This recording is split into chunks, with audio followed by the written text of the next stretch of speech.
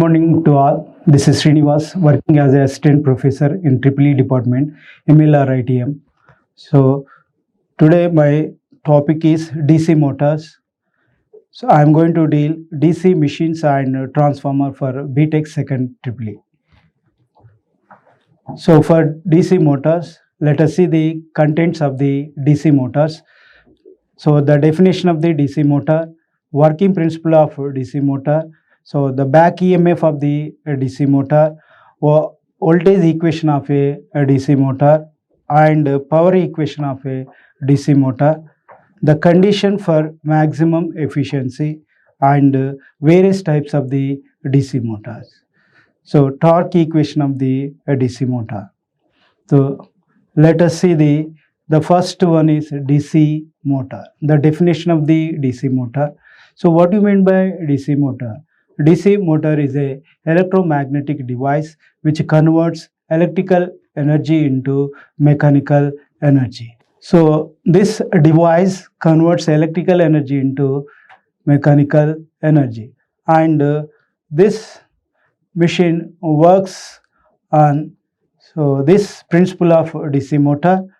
So in this one, so let us consider a current carrying conductor, so placed in a magnetic field. Then the conductor experiences a mechanical force. So here we are considering the two permanent magnets.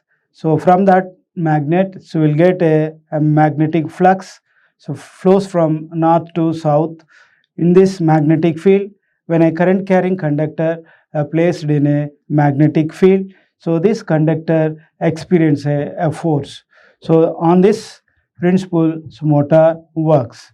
So let us consider three cases. The first case is, so only the magnetic flux, we are considering the magnetic flux, so flows from north to south. A steady or a constant flux flows from north to south. In the second case, let us consider a conductor carries the current. Whenever conductor carries the current, the magnetic flux develops around the conductor, which is given by right hand thumb rule. The direction of the magnetic flux is depends upon the direction of the current. So here the conductor carries the current inwardly. So this thumb rule, so this is the direction of the current, and this finger shows the direction of the magnetic flux. So this conductor carries the current inwardly. So this the direction of the magnetic flux. So means the direction of the flux is a clockwise direction. So this is the second case. Let us consider the third case, that is in this one, the simultaneous acting the magnetic flux as well as current carrying conductor. So in this one, current, so magnetic flux flows from north to south, and the conductor carries the current which is placed in the magnetic flux. So this conductor carries the current inwardly, so the magnetic flux direction is the clockwise direction. So under this condition, see the direction of the magnetic flux and the direction of the armature flux is the same. So at this condition, the flux get strengthened, whereas at the right side, so the direction of the magnetic armature flux is quite opposite to the main flux. At this one, the flux get cancel each other. At the right side, so it becomes the magnetic flux get reduced or weakened. So under this condition, the direction of the force will act from the strengthened magnetic flux to weaken magnetic flux. So in this case, so this the direction of the force will act from left side to right side. So this is the direction of the force. So based on this one, the direction of the motor. So in this one, each armature conductor, so this experience a force, and this collective force cause the rotor to rotate in any particular direction. The direction of the rotation of the motor is mainly depends upon the Fleming's left hand rule. So first of all, let us see the magnitude of the force experienced by the conductor. So that is given by F is equal to BIL, where B is the flux density due to flux produced by field winding. So L is the active length of the conductor, and I is the magnitude of the current passing through the conductor. The force is will be developed due to the interaction between the magnetic flux density and current carrying conductor. So this the direction of the rotation of the motor is mainly depends upon the Fleming left hand rule. So this Fleming left hand rule, in this Fleming left hand rule, so three fingers, means indicating finger, middle finger and thumb, where they are stretched mutually perpendicular. When stretched out, the three fingers will act mutually perpendicular to each other, where forefinger indicates the direction of the flux, where middle finger indicates the direction of the current carrying conductor. So where thumb indicates the direction of the force. So this given by the Fleming left hand rule. So in this one, let us see. So this the two magnets. From north pole, the flux is flows from north pole to south pole. So the direction of the flux indicated by the indicating finger. So whereas this the direction of the current. So this middle finger indicates the direction of the current, and this the thumb indicates the direction of the motion or direction of the force which will act on the rotor of the motor such that the motor rotates. So this the force will act from the strengthened magnetic flux to weakened magnetic flux. So the direction of the motor is given by Fleming left hand rule. So this next one is the back EMF. The back EMF also we called counter EMF. So after rotation of the armature conductor, so due to the force acting on the armature, so this armature cuts the magnetic flux which is produced by the main field winding or permanent magnets. So according to the Faraday's law of electromagnetic induction, so whenever a rotating conductor cuts the magnetic flux, so there will be the development of the EMF in the armature conductor. So in this one is, so the EMF induced in this armature will act in opposite direction to the supply voltage. So this is the direction of the EMF. So this one will be act in opposite to the supply voltage. So the EMF always in opposite direction to the applied voltage. So that's why this EMF we called counter EMF or a back EMF. So this is the equivalent circuit of the the motor.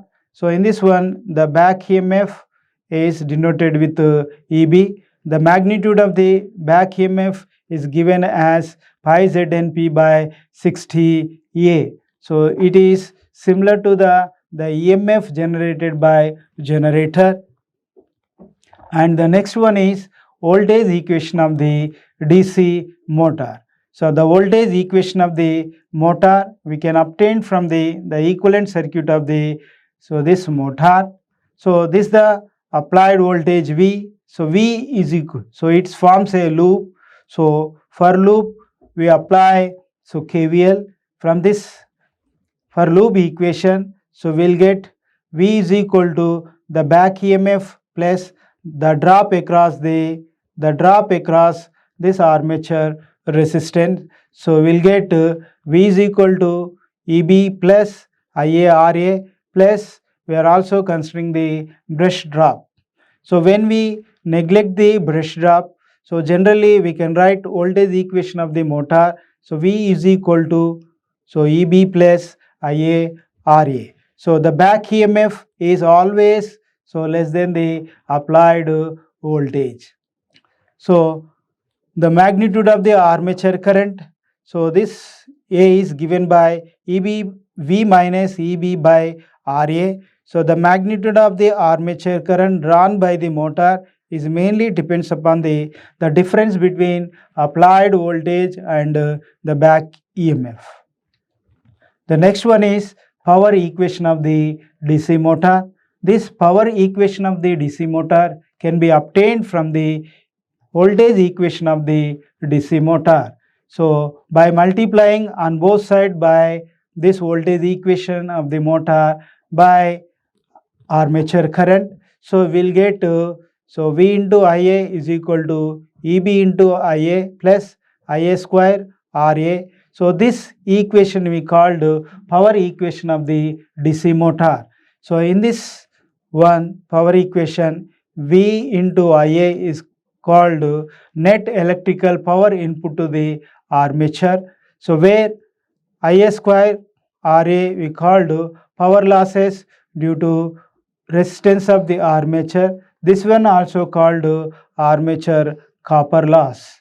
So and this EBIA we called the gross mechanical power developed by the motor. So where EBIA is equal to V into Ia minus Ia square into Ra. So this is the gross mechanical power developed by the motor. So the next one, so let's see the condition for the maximum power. The condition for maximum power can be obtained. So derivating this gross mechanical power developed by the motor, so with respect to armature current, which is equal to 0. Under this condition, so we'll get the maximum power developed by the motor. So this one is, so armature, so this drop will equal to, while derivating, so d Pm by dia and equal to 0. Under that condition, Ia into Ra is equal to half of the applied voltage. By substituting, so this Ia Ra is equal to half of the applied voltage in a voltage equation. So we'll get the EB back EMF is equal to half of the applied voltage. So this is the condition for maximum power. So this is the ideal case. So the efficiency of the motor, so at this condition is 50%. The next one is the various types of the DC motor. DC motor based on the connection of the field winding with respect to armature. So DC motors are classified into two types. One is separately excited motors. Second one is self-excited motor. So what is separately excited DC motors? So in the case of separately excited motor, the field winding is separately energized with source and the supply is provided to the armature. So this is the one separately excited motor. Where in the case of self-excited motor, in this one the field winding is excited from the same power supplied from the armature. So this is called self-excited motors. So the connection of the field winding, so with respect to armature winding, self-excited motors are classified into these three types. So one is series motors, second one is shunt motor, third one is compound motor. So let us see the first motor is series motor. In this series motor, the field winding is connected in series with armature. In series with armature. So this motor we called series motor. So in this series motor, whenever supply is given to the motor, so the current passes through the field winding, armature winding and line will be same, because the series motor is like a series circuit. So in series circuit, current is same. So therefore So armature current and series field winding is same as supply current. So this one is, and the voltage across, so voltage across this motor, so this is given as V is equal to EB plus IA and RA plus RSC. So this RA and RSC are connected in, so this series. So this is the voltage equation of the series motor. The next one is shunt motor. So this, in this shunt motor, field winding is connected across or parallel to the armature. So this motor we called shunt motor. In shunt motor, whenever supply is given to the, so this motor, so the supply current is, so at this one, at this node, the current get divided. So the part of supply current is passes through the armature, and the part of the current is passes through the shunt field winding. So shunt field winding having more number of turns and having, so the more resistance. So this resistance is, so this shunt resistance is, so this approximately, so are equal to 100, so this 100 ohms. So this, and at this node we apply the KVL. So at this one, the current flows to the armature current is equal to supplied current minus, so current through the shunt field winding. So and these three elements are to be parallel. So in parallel circuit, voltage across the field circuit and armature circuit is same. Therefore, applied voltage, so is equal to, applied voltage is equal to, so this Vs is equal to, Vs is equal to ISH into RSH. So this the, and Vs is equal to EB plus IA RA, the voltage. So this voltage across the shunt motor is given by Vs is equal to EB plus IA RA. And the next one is the compound motor. The compound motor is the combination of series field winding as well as shunt field winding. So in this one, these components are divided into two types. So one is short shunt compound motor, second one is long shunt compound motor. So what is meant by short shunt compound motor?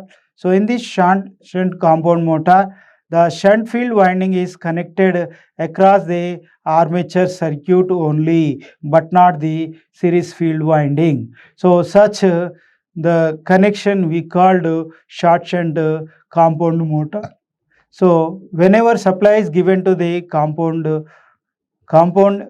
so this short shunt compound motor, so in this one, at this one, the current division takes place at this node. So Is is equal to Ia plus ISH. Therefore, current through the armature, that is given as Is, supply current minus Is will get armature current.